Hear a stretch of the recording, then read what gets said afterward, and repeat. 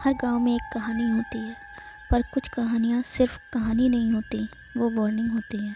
ये कहानी है राघव की, जो 15 साल बाद शहर से अपने गांव लौट कर आया था।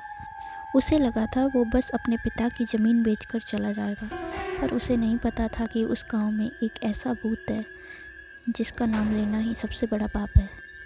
जब राघव रात को गांव पहुंचा, उसे सबसे पहले जो चीज़ अजीब लगी वो थी खामोशी। ना कुत्ते भौंके, ना कोई और आवाज़, बस एक अजीब सा दबाव, जैसे हवा भी रुक कर देख रही हो।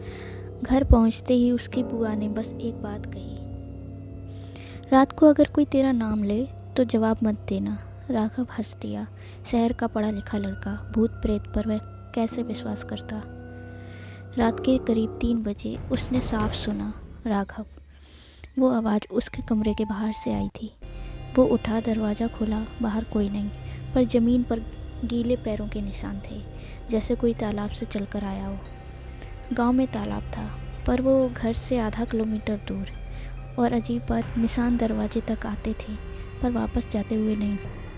अगली सुबह राघव ने पुराने चौकीदार से पूछा। बुढ़ा आदमी कांपते हुए बोला, उसका नाम मत लेना, वो एक पीछा करने वाला भूत है। वो किसी एक को चुन लेता है और फिर उसकी आवाज़ में उसका नाम लेकर बुलाता है। जो जवाब दे देता है वो उसको ले जाता है। 15 साल पहले राघव के बड़े भाई ने रात को आवाज़ का जवाब दिया था। सुबह वो गांव के तालाब के पास मिला। उस रात फिर आवाज़ आई, इस बार बिल्कुल राघव के पिता की आवाज़ में, बेटा दरवाज़ा खोल।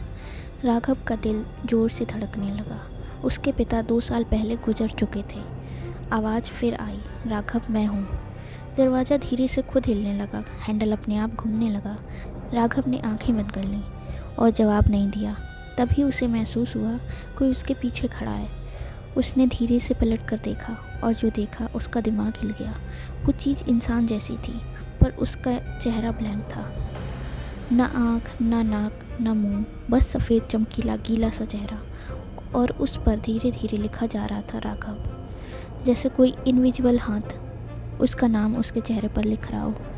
राघव चीखना चाहा, पर आवाज़ नहीं निकली। वो चीज़ धीरे से उसके पास झुकी और बिना मुंह के भी उसके दिमाग में आवाज़ गूंजी, तुमने जवाब नहीं दिया, पर तुमने देख लिया, और अब तुम बच नहीं सकते।